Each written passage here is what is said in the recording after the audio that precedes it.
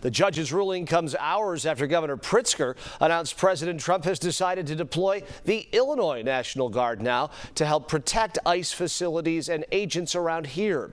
In a statement, the governor said the Trump administration Department of War gave me an ultimatum: call up your troops or we will. It is absolutely outrageous, Pritzker says, and un-American to demand a governor send military troops within our own borders and against our will. Meanwhile, protests continue outside the ICE facility in West Suburban Broadview late tonight.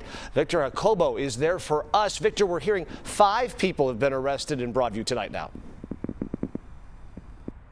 Yeah, that's right. Those detainments happening earlier today, but right now, you can probably tell behind me, it is all quiet. Pretty much all the protesters have left. That happening just within the last half hour. We had heard from protesters some chatter about unconfirmed reports of potential ICE activity happening at Allstate Arena. We do have a crew on the way to verify, again, those unconfirmed reports.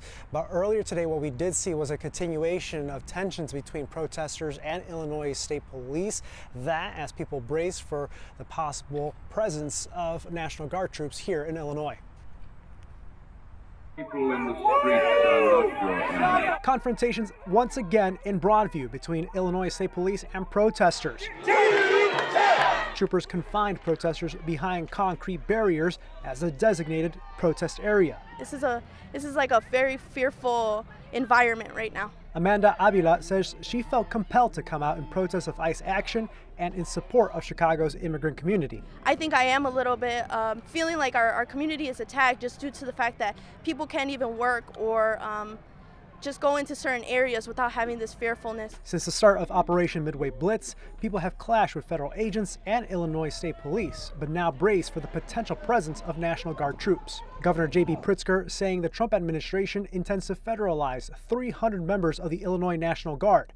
It's not clear when those troops may be on the ground. Realistically, within 96 hours, they should be able to. Former Adjutant General of the Illinois National Guard, Richard Hayes, told CBS News Chicago troops can quickly be assembled and deployed. Normally, the Illinois governor would be the commander-in-chief of the National Guard, but federalizing the Guard will change that. And they will be under the command and control of NORTHCOM. No longer will they be in control of the governor or the Adjutant General. So they will be subject to whatever orders they get through the Department of Defense. A spokesperson for the office of Illinois Attorney General Kwame Raoul sent us a statement saying that his office stands ready to take legal action in the event of any unlawful deployment in the state of Illinois. Meanwhile, another development happening just within the last 24 hours. The village of Broadview filing a federal lawsuit over the fence that is set up here outside of the ICE facility in Broadview. The village saying that that is a risk for fire department vehicles to be able to get through in the event of any emergencies for some of the businesses in that direction. They say ICE has refused to take that fence down. For now, reporting live in Broadview, Victor Jacobo, CBS News, Chicago. Victor, thanks very much.